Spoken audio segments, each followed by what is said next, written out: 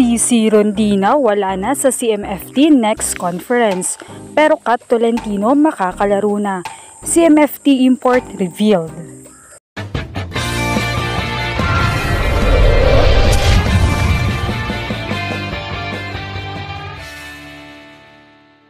What's up, Volleyball Nation? Welcome back to my YouTube channel. Narito ako para magbigay sa inyo ng updates tungkol sa mundo ng volleyball. Pero bago yan, don't forget to subscribe and hit the notification bell para updated ka sa aking mga videos. Bagaman tapos na ang mga nagdaang liga, UAAP, PBL at ABC Cup for Women's ay kabi-kabilang pasabog pa rin ang umuugo ngayon.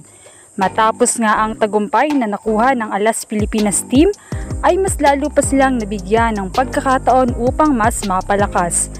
Dahil dito ay nabigyan sila ng mga karampatang bonuses at sweldo kung saan ang support na ito ang magpapatibay ng team. Kaya naman kung may pagbibigyan sila ng tuon ay may kailangan din silang i-give up, kagaya nga ng kanilang club teams.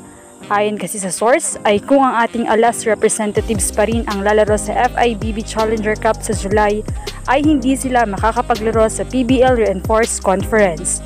Kaya naman, bali-balita ngayon sa CMFT na wala si Cici Rondina at Sherry Nunag. Well, alam natin kung gaano ka-reliable si Cici at talagang masasabing isa sa buhatera ng team. Kaya naman malaking kawalan talaga ang absence niya sa laro. Kinumpirma nga ito ni insider Mother Lily. Ayon dito, malaki ang chance na mag-focus ang Alas Girls sa mga succeeding international games, meaning hindi pa muna makakabalik ang core nila sa PBL club teams this reinforced conference. Kaya naman, no CC for CMFT. Still, malaking adjustment ito para sa team. Subalit, since reinforced conference ito ay may paparating na mga import.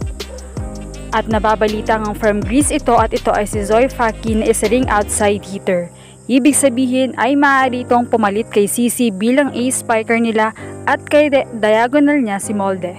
Habang mula rin kay Mother Lily ay isang magandang balita naman dahil makakalaro na raw si Kat Tolentino matapos ang kanyang inindang sakit. Subalit, may pero o mayroong kondisyon ito. Palaisipan pa rin sa fans kung ano ito. Pero ayon sa opinion ng fans, may mga posibleng pero. Una, makakalaro nga si Kat pero walang Cici Rondina. Pangalawa, baka hindi siya first six at hindi siya ibabad. Pangatlo ay baka palitan ito ng posisyon which is middle, since ang matitirang middle na lamang sa kanila ay si Maddie Madayag at si Micah Ortiz dahil hindi pa rin makakapaglaro si Sherry Nunag, gayon din si Aduke Agonsanya. Anong masasabi niyo rito? Leave a comment below. Thank you for watching and don't forget to subscribe.